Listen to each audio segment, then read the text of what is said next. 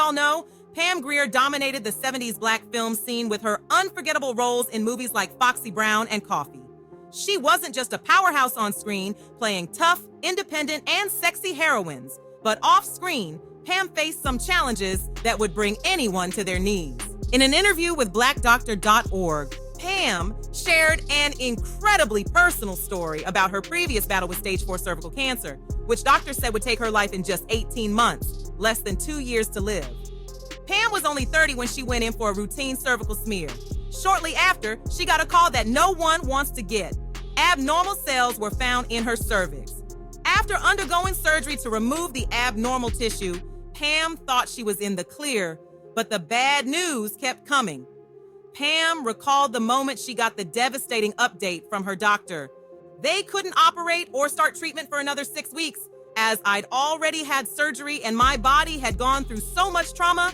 She said, they gave me only 18 months to live and was told to start preparing for treatment and to organize my will. I coped from minute to minute. I went home to ponder this 2-inch thick folder of information they give you.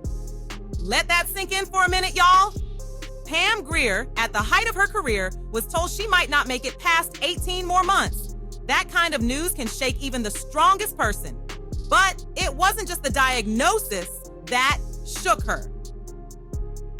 Pam shared how, after telling her loved ones, she experienced a heartbreaking abandonment, especially from the person she thought would have her back the most, her boyfriend, who didn't show up for her first round of chemotherapy. She says, he didn't come. He just abandoned me, and I didn't see him for another 5 years, she says, without a hint of self-pity. In 1988, the C word meant, oh my God, you're going to die. There is no hope. You learn who your friends are when you have cancer. Now, here's where the story takes an inspiring turn. Pam didn't let that diagnosis take her down. She fought back with not only chemotherapy, but also with Eastern medicine, combining traditional treatments with her beliefs in herbal and spiritual healing practices. In her interview with AARP, Pam explained how a PBS documentary literally changed her life, stating, I saw this documentary, Healing and the Mind with Bill Moyers, and it saved my life. I was at my rented house in the San Fernando Valley one night, contemplating what my process was going to be when it came on PBS. Moyers was visiting shamans and witch doctors and practitioners of wellness all over the world.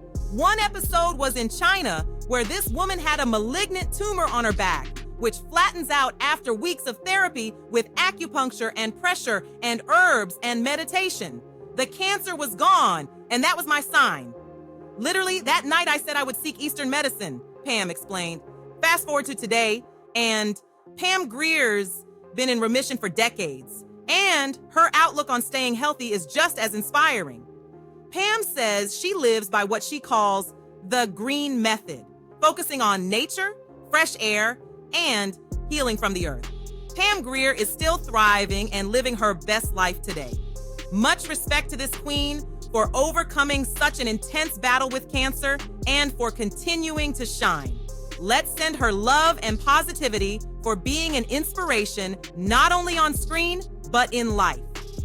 Now, if you've enjoyed this video, y'all know the drill. Feel free to tap the like button, and don't forget to share this video with your people, subscribe to the channel, and tap that notification bell so you never miss an update from us. Thanks for checking out this video, family. I love old school music, old school news with a new point of view.